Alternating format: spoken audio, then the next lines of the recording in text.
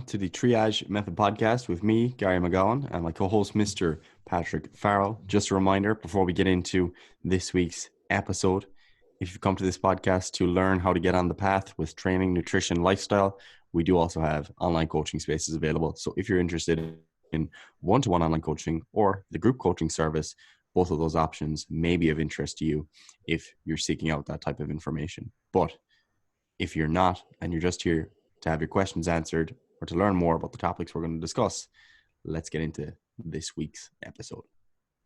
So what are we discussing today, Gary? What is the question that we are discussing today? So this week we're going to discuss, can you spot reduce body fat? You know, what that means for people listening is, you know, you see a lot of magazines or articles and stuff like that online, especially when you're on random websites that have ads installed.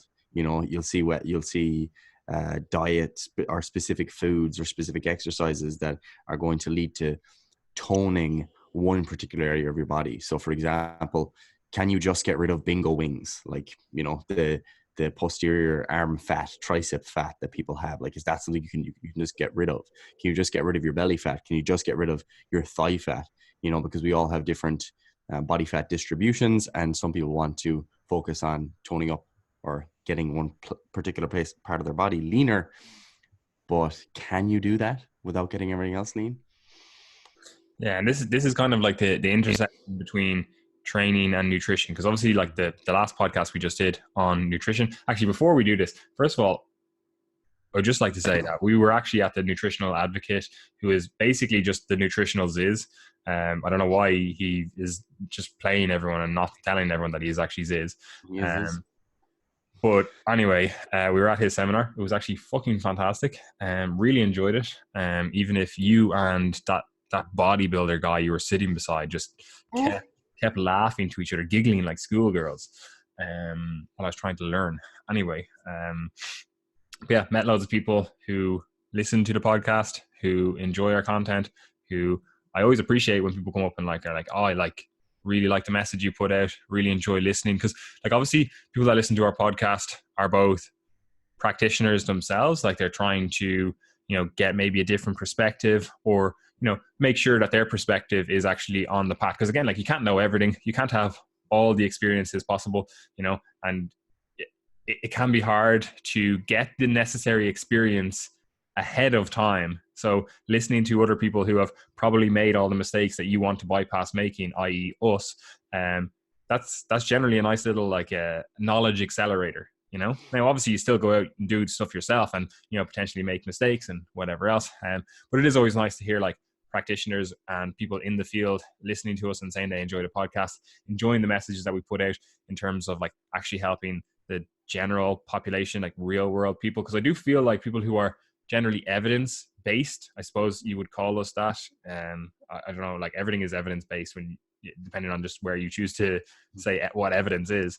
But everyone who is like in this evidence based community, like a lot of the time they kind of, I don't know, academize. I don't know if that's a word, but I'm going to make it a word. But what I mean by that is they kind of make it into like everyone should be a researcher, and everyone kind of feels like they should be reading papers and interpreting papers and all that kind of stuff that goes along with like academia. And that's fucking great. Like, I like that. I know you enjoyed that as well, but that's not necessarily what's going to help everyone in their actual field. Like the best thing to be would be to be a good practitioner. Like, I don't care how many research papers you read, you know, if you're a shit practitioner, you know, like if you are in the field, you are actually trying to help people, like that should be your focus. And yeah, that should come back to having good evidence-based practices, but that doesn't mean that you need to read all the research and stay completely up to date with that. You know, that's also not to say that you can just ignore it, you know,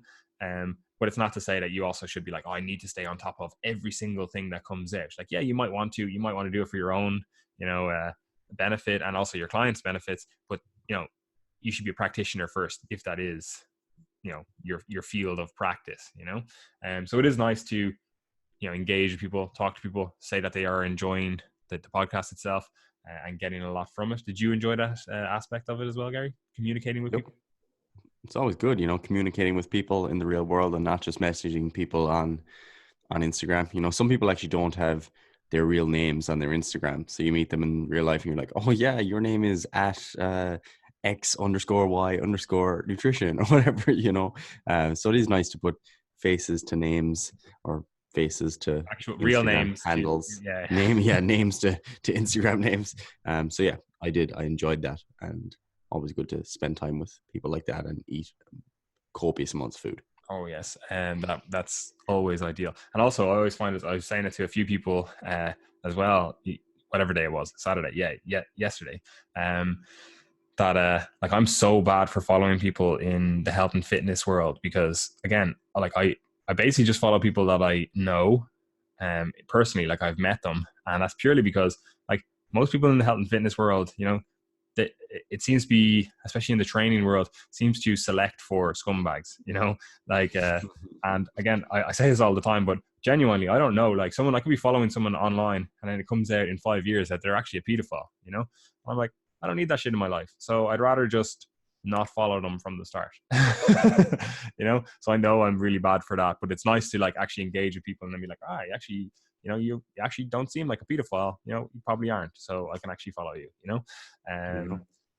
But anyway, back to the actual question. Just thought we'd put that in there because obviously the last podcast came out on a Monday and the seminar had been on a Saturday, but we had recorded that podcast on a Friday, so it was ahead of time. But anyway, look, let's get to the actual question, the meat and potatoes of this, which is, can you spot reduce fat? And again, this is at the intersection between training and diet, because people will try to use training methods to spot reduce fat. Like they're like, oh, I want to lose some fat on my belly, and they'll say, I'm going to do a load of crunches or something, I'm going to do a load of ab work to try lose that fat, or I'm going to do a load of tricep extensions to, get these bingo wings, toned up, and like there is some truth to that in terms of like, you could argue from like a blood flow perspective that, maybe fatty acid mobilization and everything. But I'm not even talking about that. What I mean is like, if you have low muscle mass in those areas, like,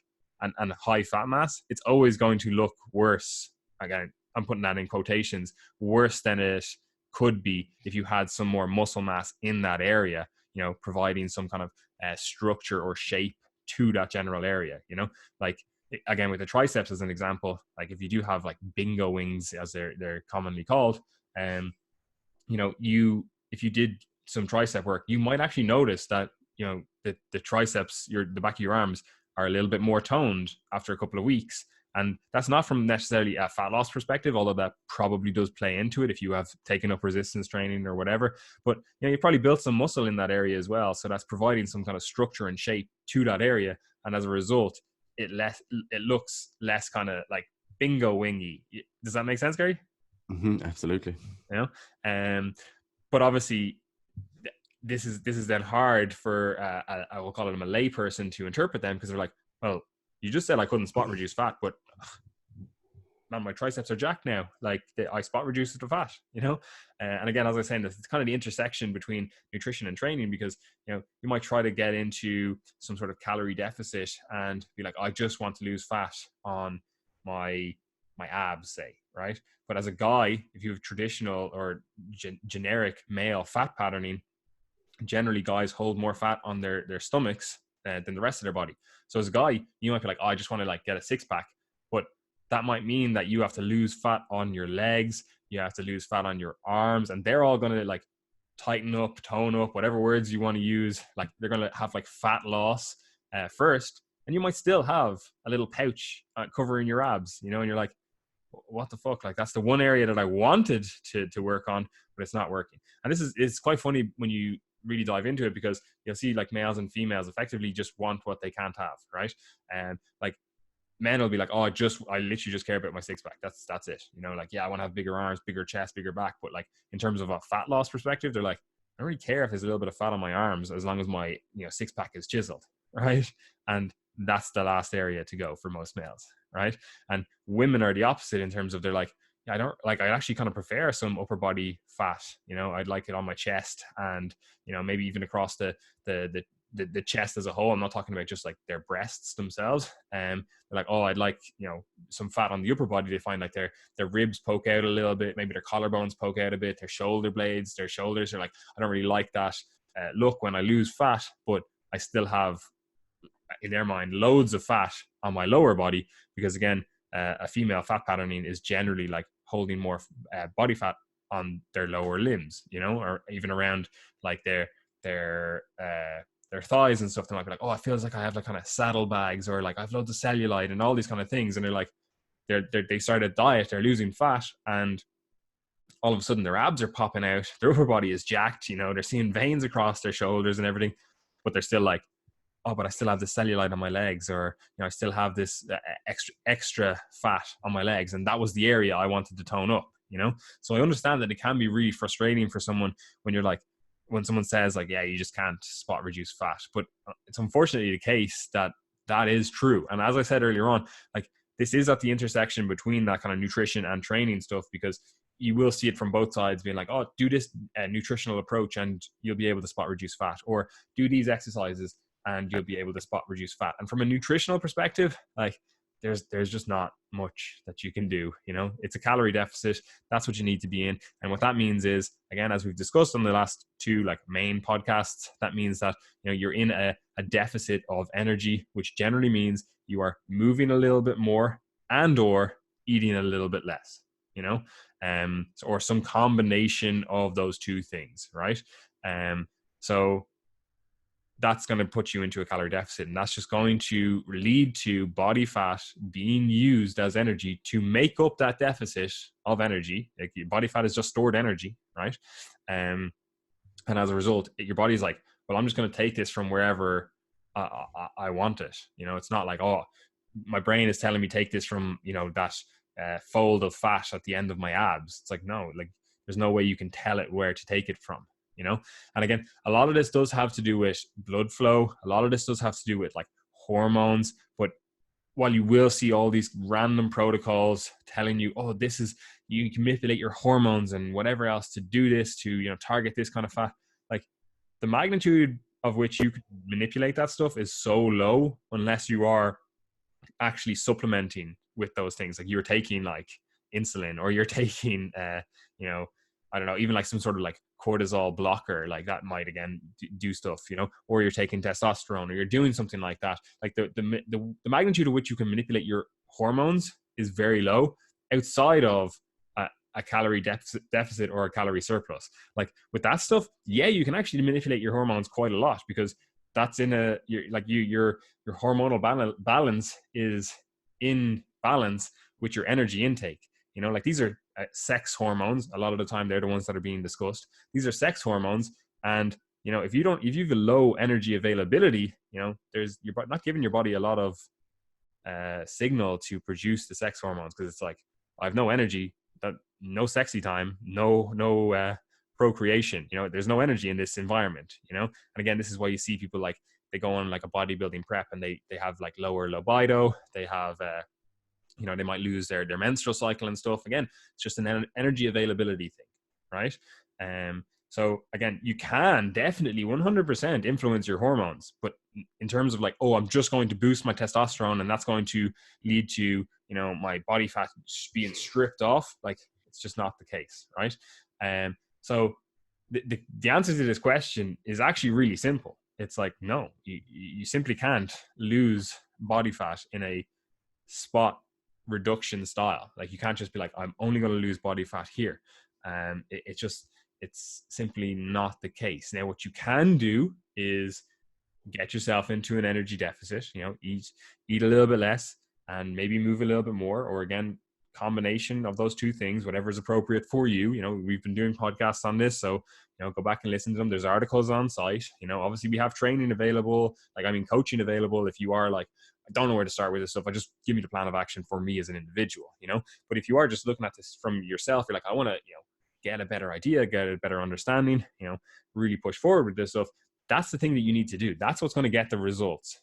And yeah, you can maybe bias your training a little bit to target those areas, not from the perspective that, oh, I'm going to encourage more fat loss in that area. That's not really going to happen. Like maybe you get like an extra 1 gram of fatty acid mobilization from like, you know, the increased blood flow, but like the magnitude of effect is just so minuscule. I just wouldn't even consider it being worthwhile, you know. But what you will find if you do, you know, train those areas, you might find that there's a bit more of a toning effect, because you know, you're building a little bit of muscle in those areas, and that's giving you the perhaps the shape and structure that you want in those areas, you know. But again, building muscle is a, you know, a long pursuit. It's not going to be like, oh, I'm going to, you know, train my triceps hard for 4 weeks and they're really going to tone up. They're really going to have better shape structure. Not really going to be happening in like that 4 week or even 12-week time period for most individuals. So, you know, like it is just about like, okay, I'm going to train my body as a whole. I'm going to get myself into a calorie deficit, fat loss is the goal. And I'm effectively going to ensure that I am training those areas that I really feel like a bit more self-conscious about, but also then training the other areas of my body so that you are ending up as a, you know, functional human at the end of it. Does that make sense, Gary? Absolutely. And like, I completely agree. Like there's effectively two answers to this question. And one of them is if my client is asking this question, and another one is if you or another trainer are asking this question. Because like effectively the practical take home point is that like this doesn't matter. It's not something you can effectively change. Like your body fat distribution is primarily going to be governed by genetics at the basis, and you know, obviously other upstream factors such as hormones, etc., whether or not you exercise. Yeah, but Maybe the type. even the hormone stuff, it's like that's genetically determined. Yeah, that's what I mean, you know. Yeah. Exactly. Like it's just it's something that's occurring as a result of who you are, your genetics, etc. Your sex obviously is important there too. But yeah, so like it's not something that's actually worth even thinking about, because like you said, like we're always going to recommend going to the gym, doing some exercise, you know, trying to strengthen your body and build a bit more muscle. That's going to have the effect of adjusting the way that your body looks at a given body fat percentage. So if you were to have a given level of body fat on your body, it's going to look very different with, you know, 40 kilos of muscle mass on there versus 20 kilos of muscle mass on there. They're clearly going to be very different things. So if you are trying to improve the aesthetics of a given body part, building muscle is generally a pretty sound idea. You know, if you're someone who typically stores a lot of body fat in your midsection and you feel like you look like that kind of skinny fat type of person, if you actually were at the same level of body fat, but you had big shoulders and big legs, you'd suddenly look like you had a small waist. So it's important to realize that that goes on, and important to realize that when it comes to the actual body fat loss, it really is just a case of getting yourself into a deficit and applying the basic principles of nutrition that we've discussed in the last couple of podcasts. However, having said that, like one of the things that we tend to do in the fitness industry is like allow the pendulum to just swing too far and like actually rule out actually questioning these things. So if it was you or someone else asking, is spot reduction, you know, is that just a myth, or is there actual like a possibility of that happening? And like you alluded to, on an actual from a physiology perspective, like this does have potential to have some very minor effects, in that like mechanistically, does subcutaneous adipose tissue that is close to a muscle, so adjacent to a given muscle, does that get greater blood flow, and is there more lipolysis there when you're exercising that particular muscle? Like the answer to that seems to be yes. Like there is mechanistic evidence to support that. You know, if you have people who are doing a particular exercise for a given muscle group, more of the fatty acids that are stored near that area in your fat tissue are going to be used, and there's better blood flow to that area. Because the thing with blood flow is that it's both locally and systemically controlled. So you could have, for example, systemic constriction of your blood vessels, but you could have local dilation of the blood vessels to one area. And that's what happens when we exercise. There's a buildup of metabolites, basically byproducts or waste products from creating energy. And what happens is they lead to more blood flow being diverted to that area. So when that happens, then there's more potential for the distribution of those fatty acids to allow that exercise to actually take place if fatty acids are being oxidized during exercise. So that's the mechanistic answer. Like, is there potential for it? Yes, but that's just like fatty acid mobilization, and it's not clear that that would actually make any difference in the real world. And my current impression is that it probably wouldn't. Most of the studies that have studied this over decades have shown basically no effect. And there have been a couple of outlier studies that show like kind of small effects, but you're looking more so at like training the upper body versus training the lower body and not training the other half. Whereas like that doesn't happen in the real world anyways. You know, no one's telling their clients to do that anyway. And even And then you're also, looking, just on top of this, right? go ahead. If you do want to argue that that is a possibility, you also have to argue the exact opposite. Well, not the exact opposite position, but the opposite condition in terms of if you were then to be gaining, you would also then preferentially store body fat Yeah. in or adjacent to muscles that are more active, right? So if you were in a calorie surplus and you were, say, a runner or something, you know, you engaged in running, you're going to say then, with this hypothesis, that your body is going to preferentially store fat adjacent to the muscles that are working, you know, more often, right? And so again, I'm just using a runner as an example, but you could also do that in terms of, you know, resistance training person. If you train your chest more, and that's what you're saying, you're like, oh, that's to, you know, get more fatty acid mobilization in that area or whatever. When you're on a fat loss diet, then it's going to lead to more fatty acid deposition in those areas in a fat gain diet, well, a surplus diet, you know? Yeah. Yeah. So like in the real world, like I just wonder, does any of this actually matter? And I think the answer to that is no. Like, to be honest, if I was like a really high level competitive bodybuilder and I knew that I had been informed from the judges, let's say after repeated competitions, that look, this one area of your body, it doesn't seem to be getting quite as lean. That's the last place. Would it be worth giving a shot to like do loads of local high rep exercise for that area of the body, potentially fasted in the morning? Like, yeah, I know you've said this before in some of your articles, and I think you could make the case for that. But that's like, you're talking about like something that matters for basically no one, you know, because even in that context, the best thing a bodybuilder can do is just get leaner overall, you know, Mm. especially if you're getting feedback that you're not lean enough. So yeah, I think this is one of those things that like it's mechanistically interesting if you're interested in exercise physiology / nutrition science, you could say, but makes basically no difference for people in the real world. You know, there are like more important considerations in terms of like body fat distribution, such as like you don't want to have a lot of visceral adipose tissue. You know, you don't want a lot of fat around your organs and stuff. So This like is that's why one. men all die young. Well, Yeah, not young, like well, younger than women, I should say. yeah, like that's one of the things that tends to happen to men a little bit more often. And like if you are someone that has, you know, quite a central obesity or central adiposity, a lot of fat around your midsection, that's generally something that's more concerning than, let's say, someone who just has, you know, a small waist and more fat on their lower body. So there are real differences in terms of like what body fat is. Like it's not all one thing, and it is different when it's acting on your liver and pancreas than when it's on your calves. So yeah, there's interesting stuff there to be discussed, but for the purpose of this question, you don't have to worry about spot reduction. Just train and get yourself in a deficit and you'll be all G. 100%. And also just to kind of round this out and finish it up, like the whole discussion of like body fat distribution, it's actually really, really interesting because a lot of the physiques that people admire have genetically, well, I'll call it abnormal body fat distributions. And what I'm thinking about is like men in particular, right?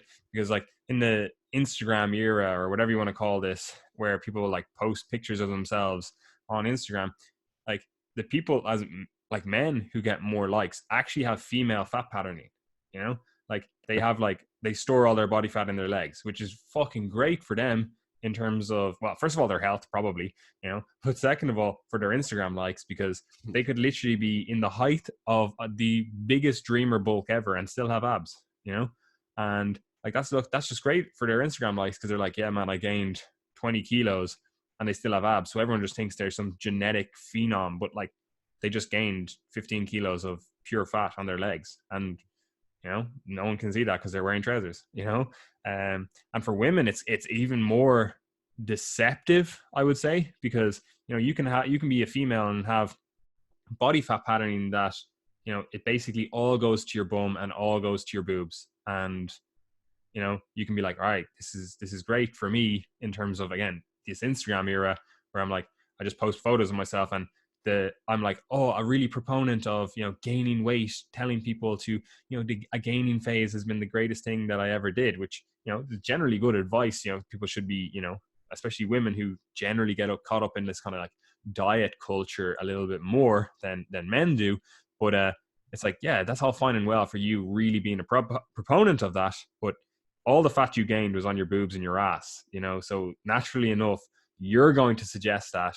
And your friend over here who just, she literally has a fucking A cup and a pancake ass, and she tried going on this gaining phase that you're saying and just gained fat on her stomach, like they're two different experiences, and like, again, the Instagramification of, fitness, health and fitness stuff, like that's going to reward the message put out by someone that's like, yeah, I gained fat and it was just all my boobs and my ass, So this whole like fat distribution stuff, it's just unfair, and there's no way around that, both for guys and for girls, So it's like, and you can't do anything about it. You can't spot reduce fat. You can't spot gain fat, and you just gotta roll with the cards you were dealt, and play your hand as best you can, and do all the right stuff, and it will pay off eventually, even if in the short term you might be like, oh, I'm doing all the right stuff and I'm not getting this huge benefit. That's someone with a different fat distribution than you seems to be getting by doing the exact same thing that you're doing, Yep, the universe is unfair, and that's life. Yes. Sorry. How very, very enlightening of you, Gary. So jaded for someone who is so young. I'm so woke. The universe is mostly empty space, bro. Yeah, so are humans. Yeah, we're still solid. Fucking headbutt, yeah. Right. That concludes this episode of the Triage Method Podcast Q&A edition. As I said at the outset, you can get involved in our coaching service, one-to-one and group coaching spaces available. In addition, you could choose one of the lower tier services that we offer. And by service, I mean product, because we have beginner's guidebooks and we've got program templates that you can get involved with. They're pretty cheap, save up, don't skip out on like 3 coffees this week and you'll be able to get some program templates for yourself, get on the path. And lots of program templates as well. Like not just, here's one program. Like you see people selling like, oh, here's my 4-day split, and it's like just one program and they're charging like $75 or something for it. It's like, that's just actually reckless in my eyes. Yeah, basically, if you buy the program templates, you get depending on which one you buy, you get between 8 and 10 different program variations, along with sufficient education to basically tell you why we've made the decisions, and they're a tenner. Like, so I mean, just get on that, and if you've got any feedback for us in terms of like how we can improve them, or maybe other ideas that you've got, also let us know, because that's something we don't say often. So if you guys have any suggestions, hit us up. And of course, the podcast, on these Thursday episodes, we basically answer a question. On the Monday episodes, we discuss a more comprehensive topic. So there is a form in the description box below if you'd like to basically submit a question to have it answered, because we're always thinking, I wonder what people would like to hear about. And this is one that comes up often with our clients, today's question. So that's basically how we decided on that. If you are interested in, engaging in those types of discussions with us on a more comprehensive basis, or sending training videos, or getting our opinions on articles, you can also get involved in the Triage Method community. That's our free open access Facebook group. And there's pretty good engagement in there. There's like 1,000 people, and you can guarantee that there are plenty others with similar questions to yours. So feel free to pop any questions that you happen to have in there. Even if you want to get some feedback on like your own program, is there something you could do better? We're happy to have those discussions. Also, check out our social media. If you're not subscribed to our newsletter, that goes out every Sunday. Basically includes an exclusive topical article, longer than any of our Instagram posts would be, but something that doesn't go on our other social media. So that's something that may be of interest to you. And even if you just want to keep up with our own content and other content from around the internet that we think is useful, that's a really good place to keep up. So again, description box below, get involved with that, and follow us on our other social media. So Instagram, Twitter, Facebook, the YouTubes, all Triage Method, easy to find us. Go and follow. Yeah, 100%. I have nothing else to add to that, Gary, because it literally is too easy. And I hope everyone enjoys the rest of their week and their weekend as well. Peace. До свидания.